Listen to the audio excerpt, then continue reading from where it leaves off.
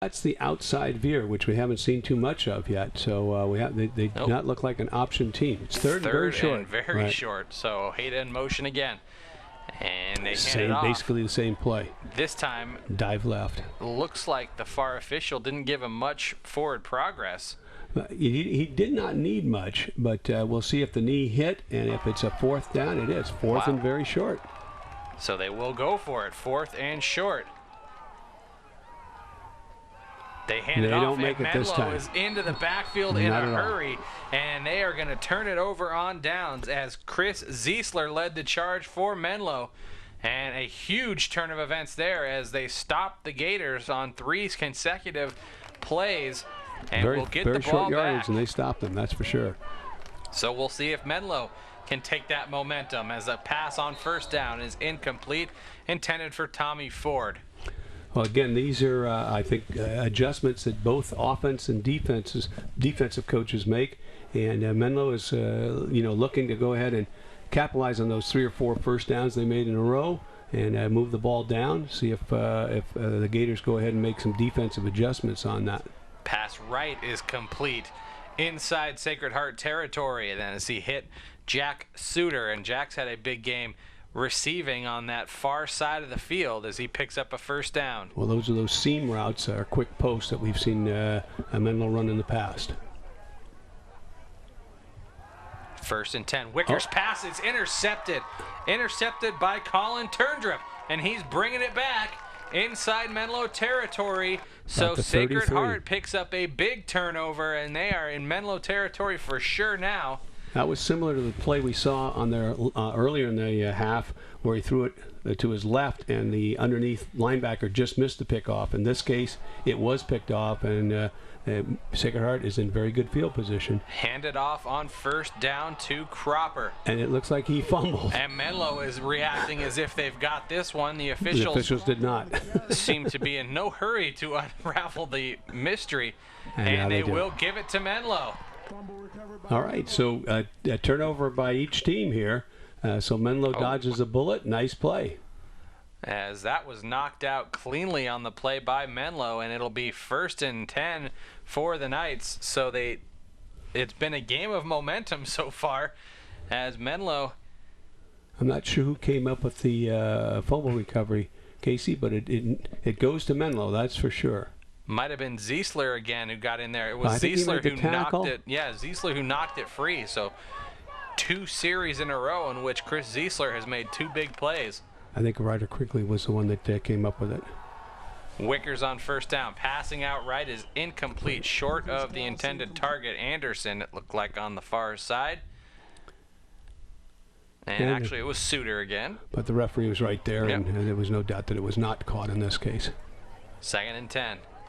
14-7, the Gators in front. Pass down the middle is almost intercepted as he tried to lay that one in there for Philip Anderson. Now this one was a little further down, and it was obviously past where the linebackers are covering and just into the safeties area. That was a dangerous pass. Could have been easily picked off. So brings up 3rd and 10. Flag is thrown. Delay a game against the Knights, so that'll back them up 3rd and 15 now. Tough spot to take a penalty if you're Menlo. 3rd and 10 is hard enough. And another flag. This might be too many people in motion. Another delay of game penalty against Menlo. Well, 3rd and 20. 3rd and 20 is even harder than 3rd and 15. I'm not sure if we realize this. Wickers now throwing out right, and that's going to be short as he tried to hit Anderson across the middle.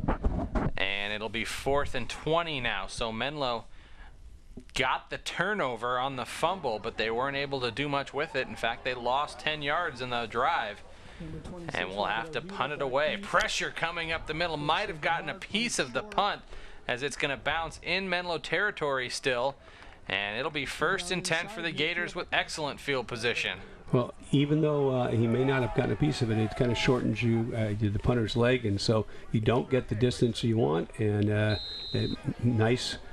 It's going to be a short field in a sense for Sacred Heart Prep. They're man in motion, and they give it to guess who? Handoff on first down goes to the big fullback Pedro Robinson, and Pedro has a very nice first down run. he's one of the two backs I think that has carried the ball the majority of the time, and they've really done a great job with that fake the fly and give to the second back. Now there's an option outside veer. Handoff goes up the middle this time to Turndrup, and Colin goes into the line quickly. That's the outside veer, Casey. We saw him run it to their left, and now this time to the right.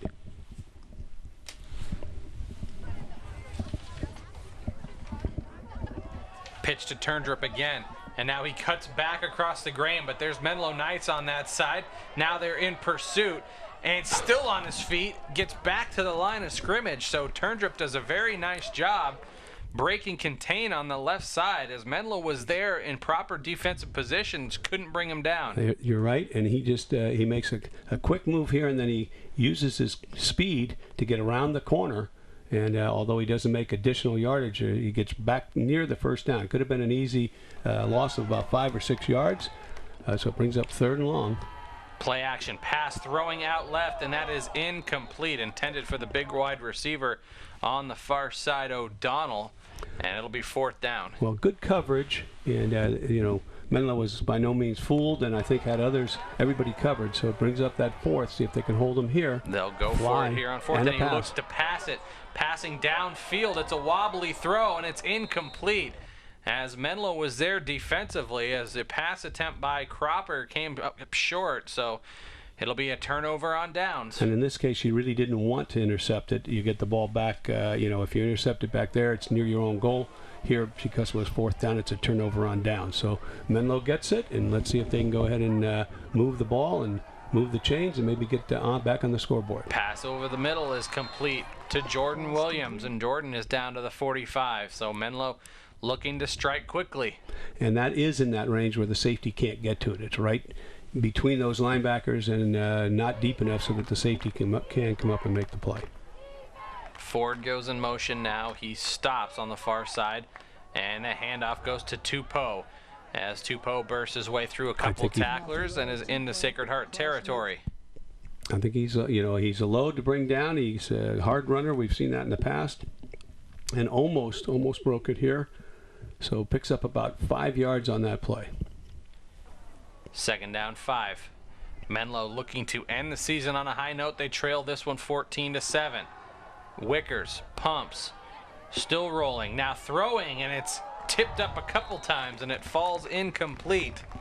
He might have been able to run on this. It looks like he's outside of contain.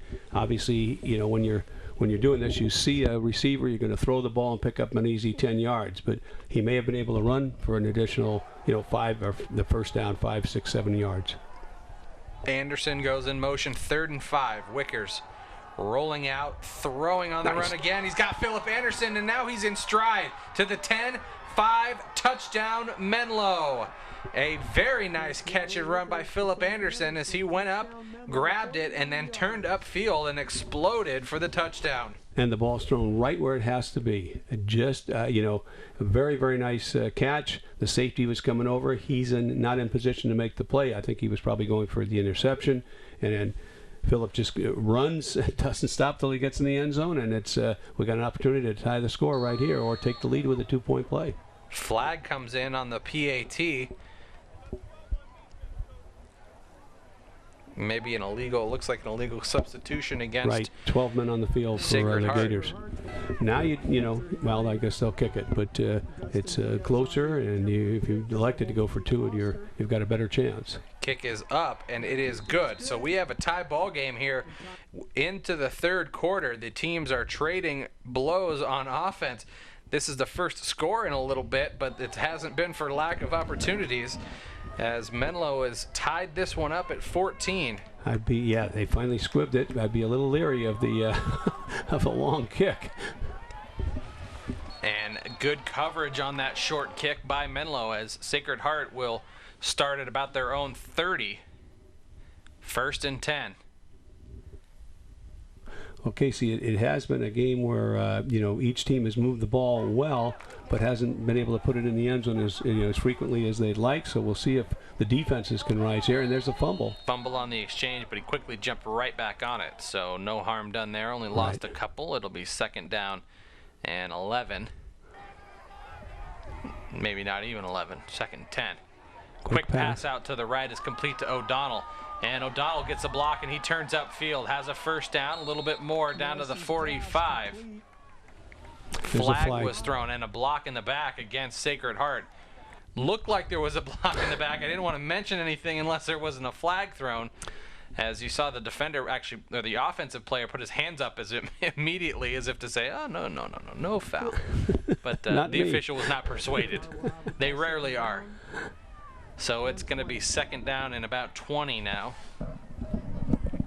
Maybe about 17, depending on where the foul took place. Pass out to the right this time, and that is almost intercepted by Jordan Williams. Good job by Ojeda, the offensive player, to break up that interception. A nice defense because they pump fake on the quick pass and then try to go down the field. But Menlo was not fooled at all, and Jordan did do a nice job, but I think it was batted away by the offense. So it's 3rd and long.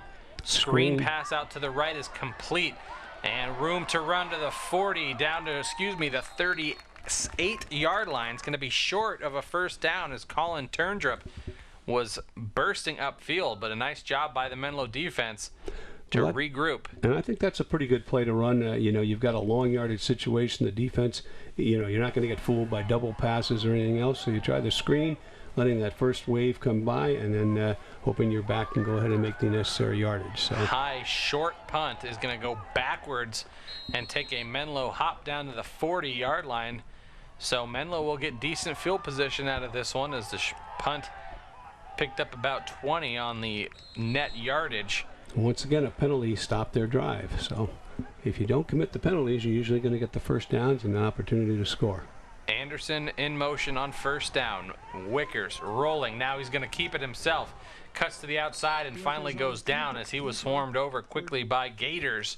And you don't like that when you're swarmed over by Gators. I'm just telling you that. Not from personal experience. I've read about it, but it'll be 2nd down. Well, again, he got the outside, but it closed quickly once he got the outside to contain. And there was sprint out to the left side previously on the previous downs. He was able to maybe run for it. Another delay.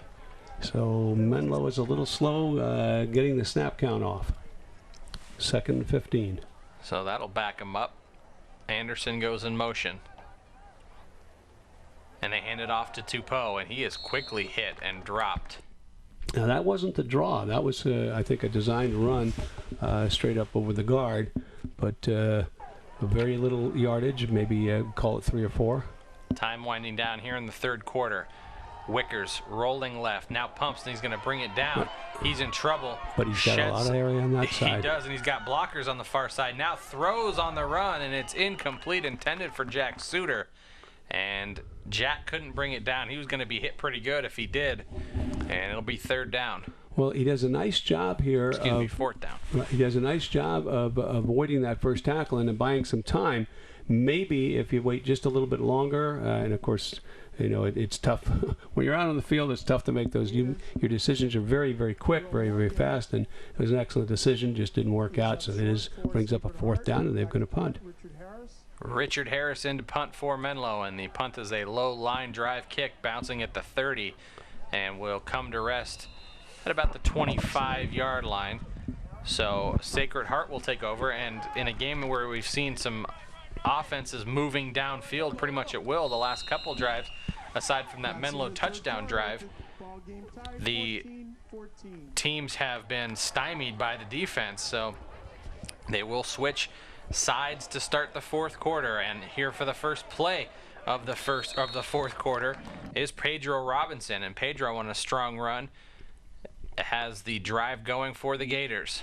Well, he seems to be the first down back. They fake the fly, and then they give it to Pedro, and he's run both right and left on that, what I'll call the outside veer. Again, outside veer.